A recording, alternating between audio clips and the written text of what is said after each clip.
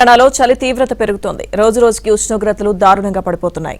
గత 10 రోజులుగా రాష్ట్రంలో ఉష్ణోగ్రతలు బాగా తగ్గాయి. రాష్ట్రంలోని పలు జిల్లాల్లో రాత్రి ఉష్ణోగ్రతలు 15 డిగ్రీల దిగువకు పడిపోయాయి. ఉత్తర ఈశాన్య దిశ నుంచి వీస్తున్న గాలుల కారణంగా చలి ప్రభావం ఎక్కువగా ఉందని హైదరాబాద్ వాతావరణ శాఖ అధికారులు తెలిపారు. మరింత సమాచారం మా ప్రతినిధి ప్రవీణ్ అందిస్తారు. తెలంగాణ రాష్ట్రంపై చలి పంజా వేస్తుంది. గత కొన్ని రోజులుగా ఉష్ణోగ్రతలు క్రమేపీ తగ్గుతున్న పరిస్థితి కనిపిస్తుంది. దీంతో చలి తీవ్రత పెరిగి ప్రజలందరూ కూడా ఇబ్బందులు పడుతున్న పరిస్థితి కనిపిస్తుంది. ముఖ్యంగా హైదరాబాద్తో పాటు అన్ని జిల్లాల్లో కూడా ఇదే పరిస్థితి కనిపిస్తుంది. అయితే ఏ జిల్లాల్లో ఎంత మేర ఉష్ణోగ్రత నమోదవుతున్నాయి అంత మాట్లాడేందుకు వాతావరణ శాఖ అధికారి ధర్మరాజు గారు ఉన్నారు. సార్ చెప్పండి, క్రమేపీ ఉష్ణోగ్రత పడిపోతూ ఉన్నాయి. సో 12 డిగ్రీలు అని చెప్పేసి చెప్తా ఉన్నారు. ఆదిలాబాద్లో ముఖ్యంగా ఏజెన్సీ ప్రాంతాల్లో క్రమేపీ పడిపోతున్న పరిస్థితి కనిపిస్తుంది. ఎలా ఉంది మొత్తం ఓవరాల్గా రాష్ట్రంలో? ప్రస్తుతం తెలంగాణ రాష్ట్రంలో కనుక తీసుకున్నట్లయితే మనం శీతాకాలంలో ఉన్నాం కాబట్టి సాధారణంగా అంటే కూడా కనిష్ట ఉష్ణోగ్రతలు సాధారణం కంటే కూడా ఎక్కువగానే చూసుకున్నట్లయితే దక్షిణ తెలంగాణ జిల్లాలకు మాత్రం సాధారణం కంటే ఎక్కువగానే నమోదవుతున్నాయి.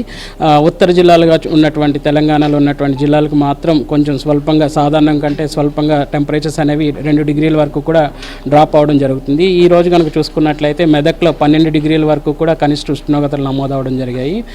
అలాగే చూసుకున్నట్లయితే పటాన్ చెరువులో కూడా కొంచెం టెంపరేచర్స్ అనేవి డ్రాప్ అనేది కనిపిస్తుంది.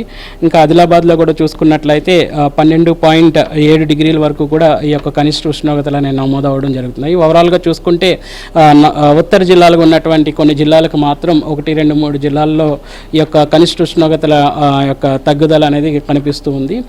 అలాగే ఓవరాల్గా చూసుకుంటే తెలంగాణ మొత్తంగా చూసుకున్నట్లయితే ఈ యొక్క సాధారణం కంటే కూడా 1-2 డిగ్రీలు అనేవి అధికంగానే ఈ యొక్క దక్షిణ జిల్లాలుగా ఉన్నటువంటి తెలంగాణలో వాటికి మాత్రం ఎక్కువగా కనిపిస్తుంది. ముఖ్యంగా భద్రాచలం, వికారాబాద్, ఆదిలాబాద్ సంబంధించినటువంటి ఏజెన్సీ ప్రాంతాలు ఏదైతే ముఖ్యంగా వికారాబాద్ మన దగ్గరగా ఉంటుంది, హైదరాబాద్ మీద ఇంపాక్ట్ ఎక్కువ ఉంటుంది. సో ఈ 4 జిల్లాలకు సంబంధించి ఎలా ఉన్నాయి సార్ ఉష్ణోగ్రతలు?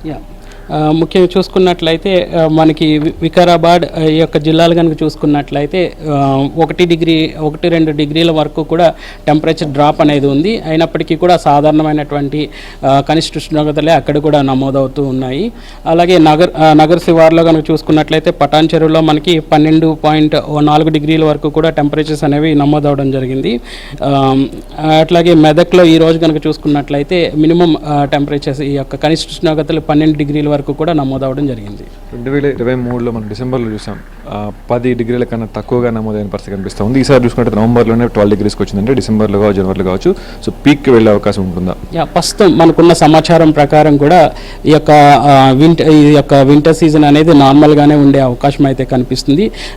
అంత మనం అనుకున్నంత మొత్తంలో చలి తీవ్రత అనేది ఉండే అవకాశం అయితే లేదు.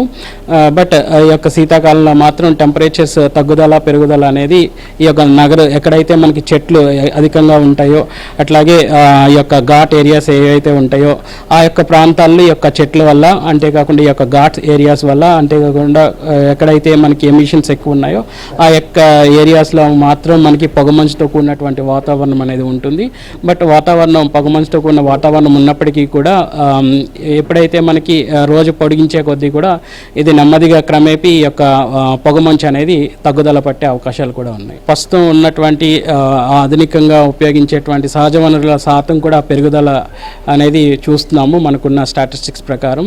అంతేకాకుండా ఈ యొక్క ఎప్పుడైతే కార్బన్ ఎమిషన్స్ అనేవి పెరుగుతున్నాయో గాలిలో కాలుష్యం అనేది పెరుగుతుంది. వింటర్లో వచ్చేసరికి ఏమవుతుంది అంటే ఈ యొక్క మనకి బౌండరీ లేయర్ అనేది 1 కిలోమీటర్ వరకు ఉండడం వల్ల ఈ యొక్క ఎప్పుడైతే ఈ కాలుష్యం లెవెల్స్ పెరుగుతున్నాయో ఇవి ఏం చేస్తాయంటే వేడిని భూమి నుంచి వెలువడే వేడిని పైకి పోకుండా ఒక దుప్పట్లా కప్పుతూ ఉంటాయి. దానివల్ల పొగమంచు అనేది ఏర్పడడం అనేది సర్వసాధారణంగా చూస్తూ ఉంటాము. మరొక 2-3 నెలలు మాత్రం ఈ కనిష్ట ఉష్ణోగ్రతలు నమోదయ్యే అవకాశం ఉంది. దానికి తగ్గట్టుగా కూడా ఏర్పాట్లు చేసుకోవాలని చెప్పేసి వాతావరణ అధికారులు సూచిస్తున్న పరిస్థితి కనిపిస్తోంది. వీడియో జర్నలిస్ట్ సంతోష్తో ప్రవీణ్, జ్యోతి.